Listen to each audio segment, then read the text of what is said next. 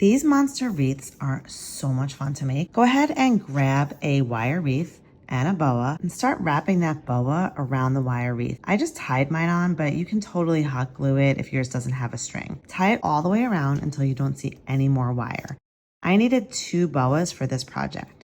I added some tulle to various parts of the monster just to make it a little bit more fun, but that's not necessary at all. Next, I cut out some big chomper teeth. I first placed the paper underneath the wreath so that I can see how big to make them.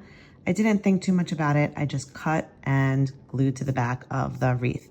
The paper glues really well to a boa, so don't worry too much about needing really strong adhesive. Craft glue will do as well.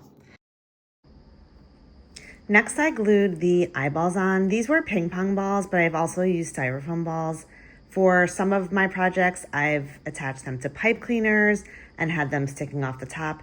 But for this specific wreath, I just glued them directly on. But when I did this project with my class, they got really creative. I couldn't find the wreath wires, so we just used one of these embroidery hoops. That worked great, and I love the Halloween boa that I found at the dollar store. And they got so creative because kids are so creative, and they added these funny little faces, and I just think these came out so great. Let me know what you think in the comments and follow along for more crafty fun.